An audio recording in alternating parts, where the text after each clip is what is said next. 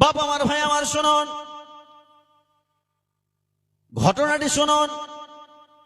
হযরত বিলাল রাদিয়াল্লাহু তাআলা আনহুকে যখন মরুভূমির প্রান্তে, মরুভূমির বালুতে উমাইয়া যখন কষ্ট দিচ্ছে, উমাইয়া যখন তাকে মারছে, পিটছে, পাথর যখন বুকে চাপিয়ে দিচ্ছে, তখন যেন বিলালকে বলছে, বিলাল তুমি বলো আজকের দিনে তোমাকে কি বাঁচাবে? তুমি তো খুব আল্লাহ আল্লাহ করতে, তোমার আল্লাহ কই, তোমার রব কই, তোমার মাবুদ কই। দেখেন ঈমান বিশ্বাসের জন্য আল্লাহ কত ভালোবাসে। বিলাল বলছে আহাদ, আহাদ, আমি আল্লাহ এক, আমি আল্লাহর গোলাম। এই কথাটি মনে করে বিলাল ঈমানটাকে আর ছাড়ে না। এইবার উমাইয়া বলছে, বিলাল তুমি বলো তোমার আল্লাহ তোমাকে বাঁচাবে কি? বলো আজকে আমার হাত থেকে কে তোমাকে বাঁচাতে পারবে বলো। তখন বিলাল বলছে, আহাদ, আহাদ, আমার আল্লাহ আছে, আমার আল্লাহ এক।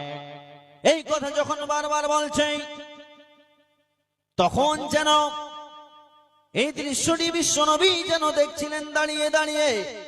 এমন সময় বিশ্বনবী সাহাবাবর্গদেরকে এক জায়গাতে করে বলছেন, হে সাহাবাবর্গগণ, তোমরা কে আছো গো? আজকের দিনে আমার বিলালকে তোমরা কিনে এনে দিতে পারবে? যখনই কথা বলা, তখনই আবু বকর সিদ্দিক রাদিয়াল্লাহু তাআলা আনহু লাব্বাইক ইয়া রাসূলুল্লাহ বলে বলছেন, ইয়া রাসূলুল্লাহ, আমি বিলালকে আপনার কাছে নিয়ে আসব। আবু বকর চলে গেলেন, বিলালকে কিনে নিয়ে আসলেন। এইবার বিলালকে বিশ্বনবীকে দিয়ে বলছেন, ইয়া রাসূলুল্লাহ, বিশ্বনবীজি গো, আমি বিলালকে কিনে নিয়েছি, বিলাল এখন আমার। এই বিলালকে আপনাকে আমি হাদিয়া করে দিলাম। সুবহানাল্লাহ বলা যায় না একবার? জোরে হলো নাও, আরো জোরে। বিলালকে যখন কিনে নিয়ে আসলেন, আবু বকর এবং বিশ্বনবীকে যখন দিলেন, ইয়া রাসূলুল্লাহ, বিশ্বনবীজি গো, এই হলো বিলাল, আমি কিনে নিয়ে আসলাম এবং বিলালকে আপনাকে দিয়ে দিলাম। বিশ্বনবীজি তখন বললেন, ও বিলাল রে। তখন বিশ্বনবীজি বললেন, বিলাল তুমি এই কাজ করেছো, এমন কাজ করেছো, বিলাল আমি নবী খুশি হয়ে গেছি রে বিলাল, আমি খুশি হয়ে গেছি, আমার আল্লাহ খুশি হয়ে গেছে। এই কথা যখনই বললাম, বিলাল তোমাকে আমি চাকরি না দিয়ে থাকতে পারছি না, তখন বিলালকে যেন যে মসজিদের বিশ্বনবী ইমাম, সেই মসজিদের মুয়াজ্জিন করে দিলেন বিলালকে। পৃথিবীর ইতিহাসে প্রথম আযান দিয়েছেন বিলাল। জোরে জোরে বলুন না সুবহানাল্লাহ। দেখো কেমন ঈমান এনেছে আমার নবীর সাহাবারা, সেই যুগের সাহাবারা। দেখো কেমন ঈমান এনেছে আমার নবীর সাহাবারা, সেই যুগের সাহাবারা। হযরত বিলাল এনেছেন ঈমান কত কষ্ট করে, কত কষ্ট করে। মরুভূমির গরম বালুতে তাজা রক্ত ঝরে, তাজা রক্ত ঝরে। তবু বিলাল এনেছেন ঈমান লা ইলাহা পড়ে। দেখো কেমন ঈমান এনেছে আমার নবীর সাহাবারা, সে যুগের সাহাবারা। বাবা মার, আপনাকে বলতে চাই বাবা, একজন বিলাল কালো ঠোঁট মোটা লোক, সে বিলালকে যদি আমার আল্লাহ এত ভালোবাসেন যে বিলালকে বিশ্বনবী পৃথিবীর মুখে জান্নাতের সার্টিফিকেট দিয়ে দিয়েছিলেন, বিলাল রে তুমি জান্নাতি, সে বিলালের মতো কি আপনি আমি আল্লাহকে খুশি করতে পারি না? বলে পারবো তো? ইনশাআল্লাহ। তারপরে আল্লাহ রাব্বুল আলামিন বলছেন ওয়াল ইয়াউমিল আখির, তোমরা কি করো? আখিরাতের প্রতি বিশ্বাস স্থাপন করো। তোমরা আখিরাতের প্রতি বিশ্বাস স্থাপন করো। আপনি আমি এমন মানব, আপনি আমি এমন লোক, আখিরাতের প্রতি বিশ্বাস আমাদের উঠে গেছে। জি, উঠে গেছে না? সবাই বলেন তো, কথা ঠিক? ঠিক না ভুল? জোরে বলেন না বাবা, ঠিক না ভুল?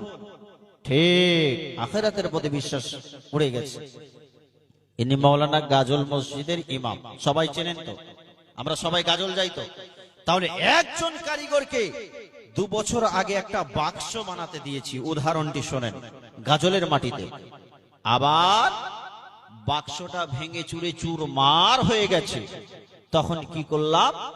তখন আবার 2 বছর পর আমরা গিয়ে বলছি, ভাই ওই যে 2 বছর আগে যে ডিজাইনের আপনি বাক্সটা বানিয়ে দিয়েছিলেন, সে বাক্সটা কি বানা যাবে? সে কি না করবে? সে না করবে না, বলবে হ্যাঁ বানিয়ে দেব। কি বলবে? হ্যাঁ বানিয়ে দেব। বাপ আমার, ভাই আমার, একজন পৃথিবীর সামান্য কারিগর যদি বলতে পারে আমি আবার পুনরায় বাক্সটা বানিয়ে দেব, তাহলে আপনার আমার রব, সারা বিশ্ব জগতের মালিক, যিনি রব্বুল আলামিন, যিনি তামাম বিশ্বকে পরিচালনা করছেন, যিনি তামাম বিশ্বকে যিনি খাওয়াচ্ছেন পড়াচ্ছেন, যিনি সৃষ্টি করেছেন, সে রব্বুল আলামিন কি আপনাকে আমাকে আবার পুনরায় বানাতে পারবেন না? এটা কি হয়? কখনোই নয়, কখনোই নয়। পুনরায় আপনাকে আমাকে আবার রব্বুল আলামিন বানাতে পারবেন বাবা। আখিরাতের প্রতি আপনাকে আমাকে বিশ্বাস স্থাপন করতে হবে। যদি আখিরাতকে, পরকালকে যদি হারাই, পরকালকে যদি বিশ্বাস না করি, তাহলে যেন ইহকাল চলে যাবে এবং পরকাল ধ্বংস হয়ে যাবে। ও বাবা, পরকালকে যেন বিশ্বাস স্থাপন করার জন্য, পরকালকে যেন বিশ্বাস স্থাপন করতে হবে।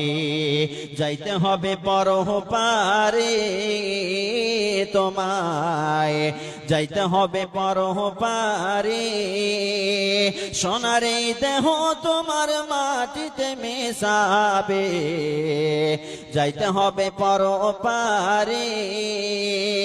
দুনিয়ার মায়ায় রহিলে পড়িয়া কি জবাব দিবি বন্ধু পরকালে যাইয়া? দুনিয়ার মায়ায় রহিলে পড়িয়া কি জবাব দিবি বন্ধু পরকালে যাইয়া? মিজানের পাল্লা যদি না ভারী হয়, কেমনে যাইবে তুমি জান্নাতের ভিতরে? যাইতে হবে পরপারে তোমায়, যাইতে হবে পরপারে।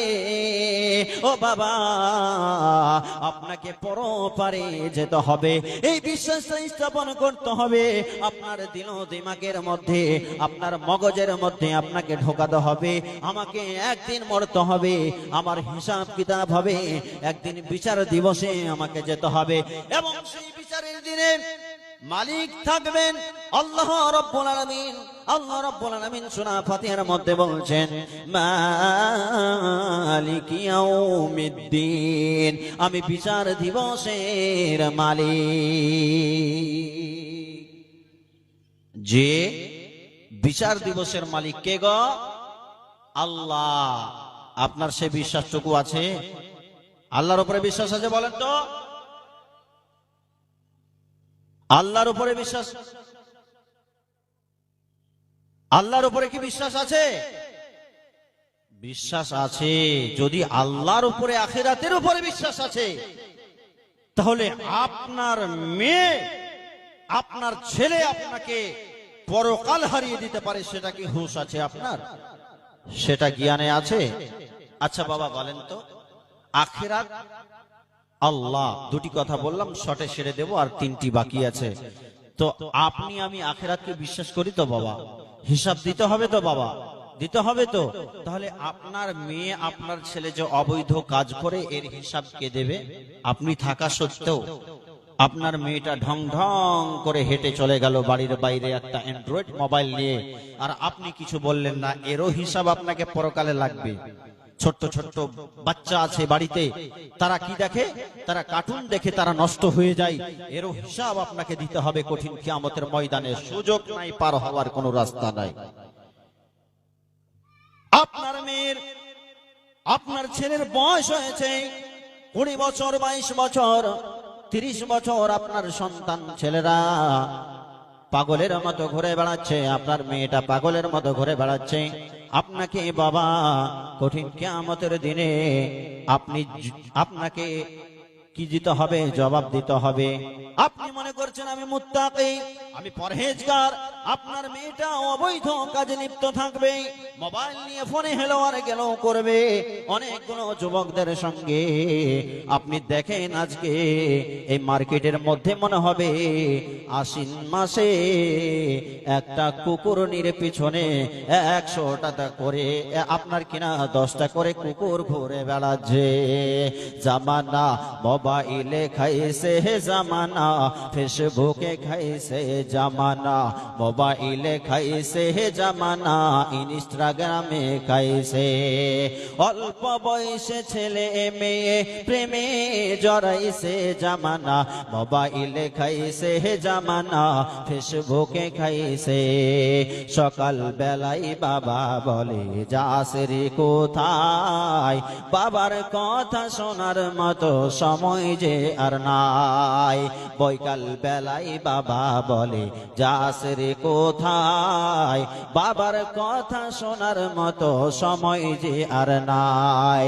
তাই রাস্তার পাশে বসে বসে, রাস্তার পাশে বসে বসে ছেলেরা ফ্রি ফায়ার খেলছে জামানা, মোবাইলে খাইছে জামানা, ইনস্টাগ্রামে খাইছে জামানা, ফেসবুকে খাইছে জামানা, মোবাইলে খাইছে। বিবাহিতা নারী যখন ফেসবুকে ঢোকে, হ্যান্ডসাম ছেলে দেখলে সে তো প্রেমে পড়ে। আর স্বামী সন্তান সব ছাড়িয়া, স্বামী সন্তান সব ছাড়িয়া নতুন প্রেমিককে ধরছে জামানা, মোবাইলে খাইছে জামানা, ফেসবুকে খাইছে। ও বাবা আপনাকে বলি শোনো, এর জবাব আপনাকে কঠিন কিয়ামতের দিন লাগবে। যেদিন আমার আল্লাহ বিচার করবেন, সেদিন পার হওয়ার কোনো রাস্তা থাকবে না। 3 নম্বরে আপনাকে বলে দিই, আল্লাহ রাব্বুল আলামিন বললেন ওয়াল মালাইকা, তোমরা কি করো? ফেরেশতাদের উপরে তোমরা ঈমান নিয়েছো। যতক্ষণ পর্যন্ত তোমরা ফেরেশতাদের উপরে ঈমান না নিয়ে আসবে, ততক্ষণ পর্যন্ত তোমরা পূর্ণাঙ্গ কামিয়াব নও।